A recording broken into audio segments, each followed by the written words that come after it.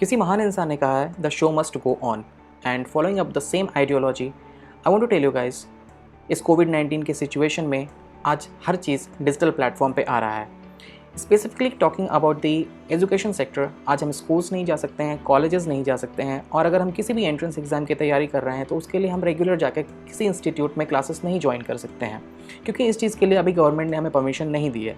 But क्या ये चीज़ें हमें रोक सकती है? तो इसका जवाब है नहीं, क्योंकि आज की डेट में हर चीज़ें यूट्यूब पे आ रही है। So specifically talking about the education sector, let me give a brief introduction about myself. My name is Vishal. Welcome to Solution for All, and I am going to be your mathematics mentor. So इससे पहले कि मैं आगे बढ़ूं और मैं आपको ये बताऊं कि इस चीज़ पे कंटेंट क्या क्या आने वाले हैं, मैं आपको ये बताना चाहूँगा कि ये कंटेंट किन लोगों के लिए बेनिफिशियल होने वाले हैं। जैसे कि नाम से ये चीज़ें क्लियर है, solution for all mathematics, that means कि इसमें जो कंटेंट आने वाले हैं वो मैथ्स के ट्यूटोरियल्स होने वाले हैं। सो इससे पहले कि हम आगे बढ़ें, मैं आपको पहले ही एक चीज़ें क्लियर कर देना चाहूँगा कि ये किन लोगों के लिए काफ़ी बेनिफिशियल होने वाला है। एंड मैं हर एक स्टूडेंट से रिक्वेस्ट करूँगा जो इन वीडियोज़ को देखें, अपने फ्रेंड्स में ज़रूर शेयर करें, क्योंकि ये किसी न किसी के काम ज़रूर आ सकता है। सो मूविंग फॉरवर्ड, मैं आपको ये बताना चाहूँगा कि मैथ्स के ये ट्यूटोरियल्स किन लोगों के लिए बेनिफिशियल होने वाले हैं। सो हर वो स्टूडेंट जो 10th में है, अभी 11th में है या 12th में है, या 10th पास हो चुके हैं, 11th अपीयर कर रहे हैं, 11th पास होकर 12th अपीयर हो रहे हैं, या फिर 12th पास आउट स्टूडेंट्स हैं, किसी इंजीनियरिंग एग्जामिनेशंस की प्रिपरेशन कर रहे हैं, वेदर इट्स बी आईआईटी और एनी अदर प्राइवेट कॉलेजेस, हर उस स्टूडेंट्स के लिए ये ट्यूटोरियल्स काफ़ी बेनिफिशियल होने वाला है। अगर आप किसी भी सीबीएसई स्ट्रीम के क्लासेस में पढ़ रहे हैं तो आपके लिए भी ये ट्यूटोरियल काफ़ी बेनिफिशियल होने वाला है। अगर आप किसी competitive exams like banking services, any public service commission exams की तैयारी कर रहे हैं तो आपके लिए भी ये चीज़ें काफ़ी बेनिफिशियल होने वाली है।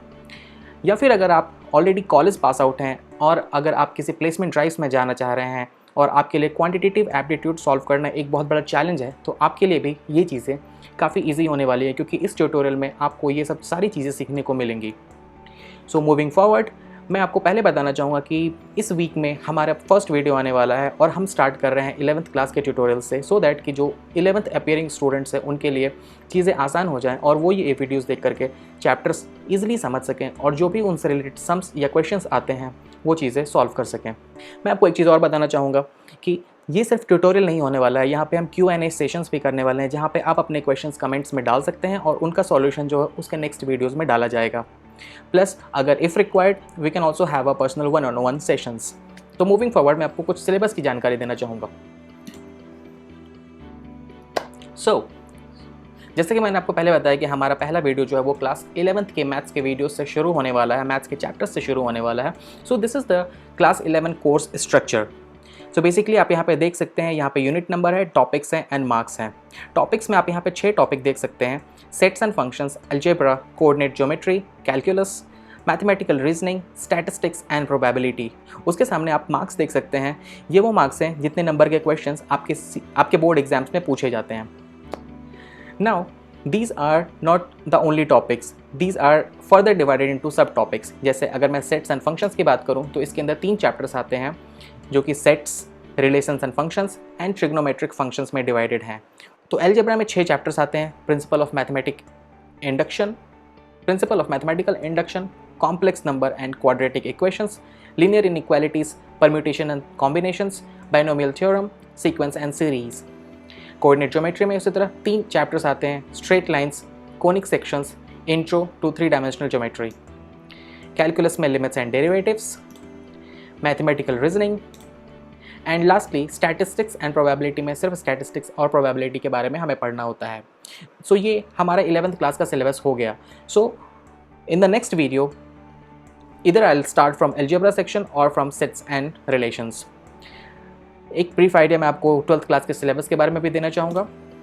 So basically this is the class 12 course structure. यहाँ पे आप यूनिट देख सकते हैं, टॉपिक देख सकते हैं, उसके सामने लिखे हुए मार्क्स ये दिखाते हैं कि उन टॉपिक्स में से कितने नंबर के क्वेश्चंस आपको एग्जाम्स में पूछे जाते हैं। आपको काफ़ी चीज़ें यहाँ पे रिलेटेबल मिलेंगी, जो कि 11th में आपने देखी होंगी, सेम चीज़ें देखने को मिलेंगी। काफ़ी चीज़ें आपको अलग भी मिलेंगी और काफ़ी चीज़ें जो आपने वहाँ पढ़ी है उसका एडवांस्ड वर्जन आपको 12th में पढ़ना होता है। So basically the first topic is relations and functions again, algebra, calculus, vectors and three-dimensional geometry, which is a new thing in the 12th standard, linear programming, and again probability. Again these topics are further divided into sub topics, जिसके बारे में मैं आपको एक छोटा सा introduction दे देता हूँ. Relations and functions are divided into relations and functions and inverse trigonometric functions. Then algebra is divided into matrices and determinants. Calculus का थोड़ा सा एडवांस वर्जन आपको यहाँ पे देखने को मिलेगा.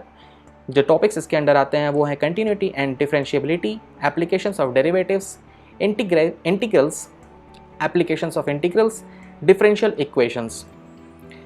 वेक्टर एंड 3 डायमेंशनल ज्योमेट्री में आपको वेक्टर्स और 3D ज्योमेट्री के बारे में सीखना होगा. Then linear programming, and then last is the probability.